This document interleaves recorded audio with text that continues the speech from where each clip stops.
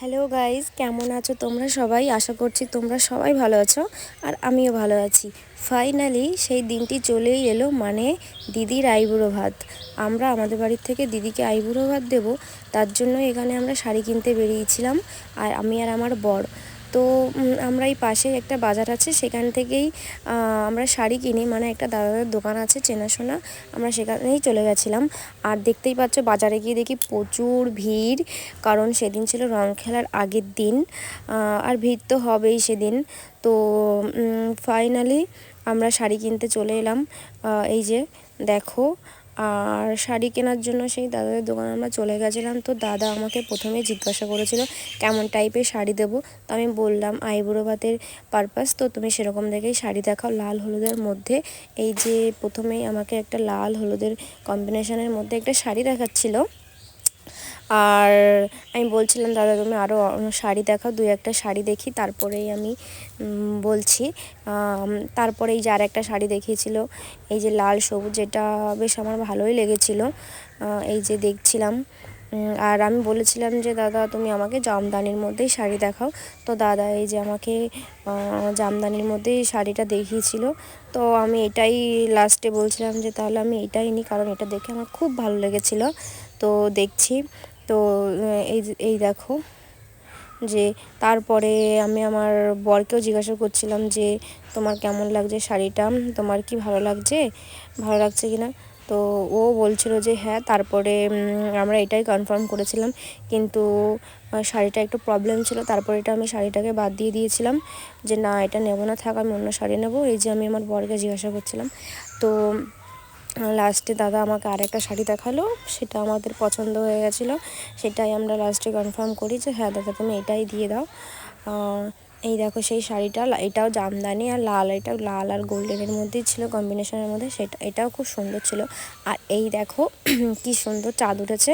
তো সন্ধ্যাও হয়ে গেছিলো আর খেতে পেয়েছিলো, তখন আমি আমার বরকে বললাম চলো একটু আখের রস খাই, তার জন্য এখানে আখের রসও খাচ্ছিলাম আমরা। তো আখের রস খেয়ে এখানে আমরা বেরিয়ে পড়েছিলাম। এই দেখো আমি একটু আখের রসও খাচ্ছিলাম। তো আর এই যে এত ভিড় ছিল তার জন্য আমি একটু জ্যাম ছিল রাস্তায় দাঁড়িয়েছিলাম। আর ফাইনালি আমাদের শপিং কমপ্লিট করে আমরা বাড়িতেও চলে এসেছি। এই যে আমরা বাড়িতে চলে এসেছি। তো এইটা এই যে দেখো। আর তারপরের দিন, এটা ছিল তার পরের দিন আইবুড়ো ভাতের দিন। এই যে সকাল সকাল বাবা এখানে মেনু সেট করেছিলাম আমরা, তার জন্য এখানে বাবা গলদা চিংড়ি নিয়ে এসেছিলো। বাবাকে বলেছিলাম গলদা মাছের মালাইকারি করব। আর এই যে কাতলা মাছ নিয়ে এসেছিলো, কাতলা মাছের মালাইকারি, যেটা আমি রান্না করব। এই দেখো এই যে মাছের মাথা ছিল, যেটাতে আমি মুড়িঘণ্ট ডাল রান্না করব, তার জন্য এই যে আমি তারপরে কেটে ধুয়ে পরিষ্কার করে নিয়েছি এখানে। তারপরে আমি মাছের ঝোলের জন্য এই যে মশলা কষাচ্ছিলাম। তোমাদেরকে আমি আর রান্না শেয়ার করতে পারিনি, কারণ প্রচুর ব্যস্ত ছিলাম আমি রান্না করতে করতে, আর কোনো কিছু শেয়ারই করতে পারিনি তোমাদের সাথে। আর এই যে সেই ফাইনালি মুহূর্তটা দিদির আইবুড়ো ভাতের, এই দেখো আমার শাশুড়ি মা আমার দিদিকে এখানে আশীর্বাদ করে নিচ্ছে।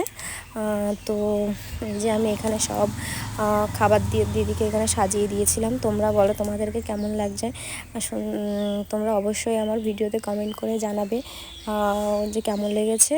আর যদি ভিডিওতে ভালো লেগে থাকে তাহলে লাইক করে দেবে আর চ্যানেলটিকে সাবস্ক্রাইব করে দেবে। এই দেখো। আর তোমার শাড়িটাও কেমন লেগেছে তোমরা অবশ্যই আমাকে জানাবে। আর আমার দিদির সাথে আমার বোনেরা ভাইয়েরাও গেছিলো তারা। আর এই যে ফাইনালি তাদেরকে খেতেও দিয়ে দিয়েছিলাম, আর অনেকটা লেটও হয়ে গেছিলো। আর এই যে আমি খেতে দিচ্ছিলাম। আর আমি একটু রেডি হতে পারিনি, কারণ সারাদিন কাজ করতে করতে একটু টাইমই পাইনি। আর তোমরা অবশ্যই জানাবে কেমন হয়েছে আমার আজকের ভিডিওটা। যদি ভালো লেগে থাকে অবশ্যই আমার চ্যানেলটিকে সাবস্ক্রাইব করে দেবে এবং ভিডিওটা লাইক করে দেবে। তো এই দেখো কেমন লাগছে, সব কিছু ফুল দিয়ে, গোলাপ ফুল দিয়ে আমি ডেকোরেশন করে দিয়েছিলাম। তো তোমরা জানিও প্লিজ, আর আমার পাশে থেকো সবাই। আজকের মতো ভিডিওটা এইটুকুই থাকলো। দেখা হবে নেক্সট একটা ভিডিওর সাথে। ততক্ষণ আপনারা সবাই সুস্থ থাকবেন, ভালো থাকবেন, আর বাই বাই, টাটা।